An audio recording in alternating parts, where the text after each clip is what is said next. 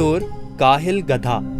पुराने जमाने की बात है, एक ताजिर था जो शहर से दूर एक गांव में रहता था।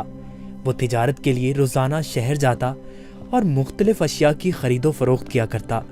तिजारत करने के लिए उसके पास एक गधा था। वो गधे पर सामान लाद कर रोजाना शहर जाया करता। ताजिर अपने गधे की बहुत अच्छे तरीके से देखभाल करता, उसकी खुराक का बहुत ख्याल रखता, उसे वक्त पर चारा डालता और पानी पिलाता, क्योंकि ताजिर को पता था कि उसकी तिजारत के लिए इस गधे की बहुत ज़रूरत है। गधा बहुत सेहतमंद था।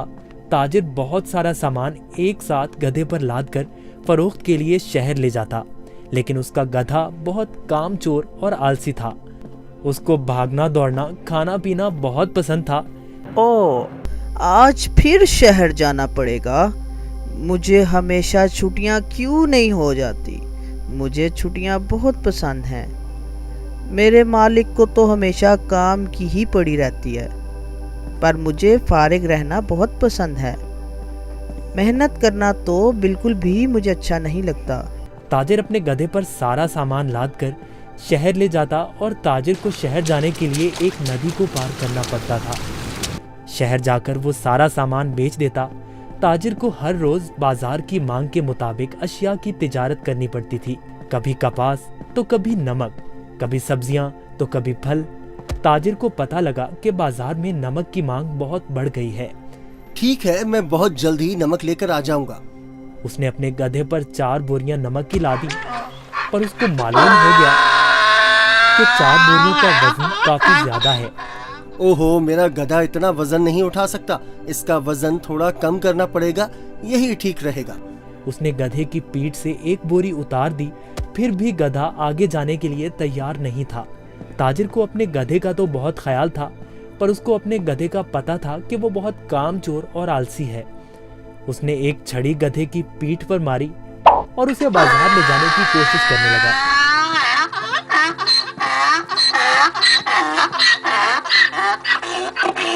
चलो, अब मुझे पता है तुम बहुत आलसी हो। तुम्हें शहर जाना बहुत जरूरी है, क्योंकि बाजार में इस वक्त नमक की बहुत मांग है।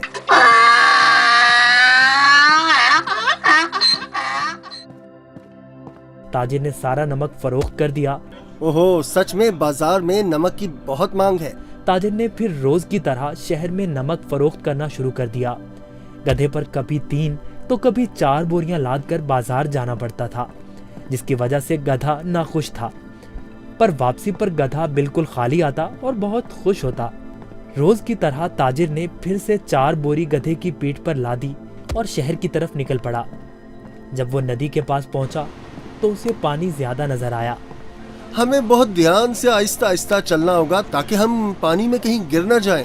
जैसे ही उन्होंने आधी नदी पार की, अचानक गधे का पांव एक बड़े पत्थर से लगा और गधा फिसल गया और पानी में बैठ गया। ओहो, तुमने ये क्या किया? बोरियां तो अभी भी मेरी पीठ पर हैं, लेकिन मुझे इतना वजन महसूस नहीं हो रहा। ये एक जादुई नदी है। गधा इस बात से हैरान था कि नदी में फिसलने की वजह से उन बोरियों का सारा नमक नदी में घुल गया था और बोरियों में से नमक खत्म हो चुका था, जिसकी वजह से गधे को वजन महसूस नहीं हो रहा था, क्योंकि बोरियों में नमक बचा ही नहीं था, सब खत्म हो चुका था। ओहो, मेरी सारी मेहनत जाया हो गई। अब मैं शहर जाकर क्या करूंगा? सारा नमक तो बह गया है।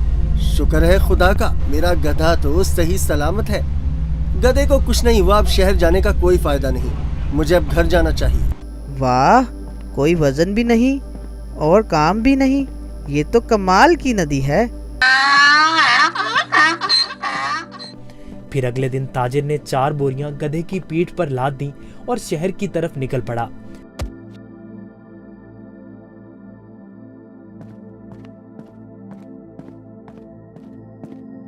आहा, कल का दिन कितना अच्छा था। कोई काम भी नहीं करना पड़ा था। आज मुझे फिर काम करना पड़ रहा है।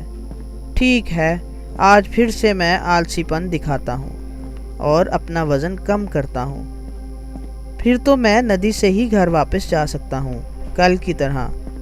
वो एक जादुई नदी है जो मेरा वज़न कम कर देती है। वो कल की तरह आज भी मेरी मदद करेगी।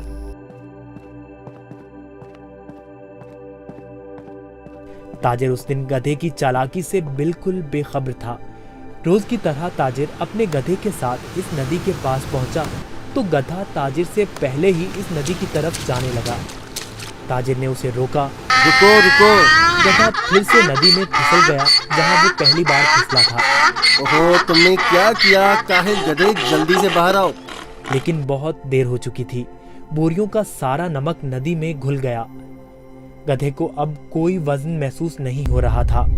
वाह, ये हुई ना बात। कोई वजन भी नहीं और काम भी नहीं। ये दोबारा कैसे? जरा सोचता हूँ, ये जानबूझकर मेरे साथ कहीं चालाकी तो नहीं कर रहा।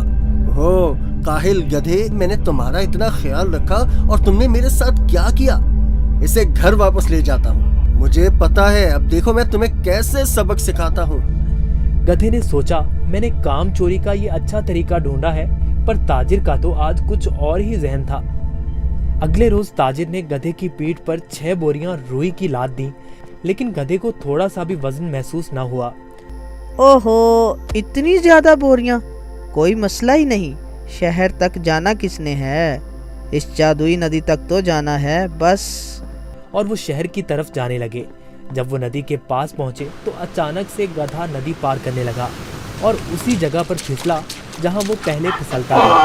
ताजिर बाहर खड़ा होकर ये सब मंजर देख रहा था। ओहो, ये मेरी पीठ पर इतना वजन कहाँ से आ गया?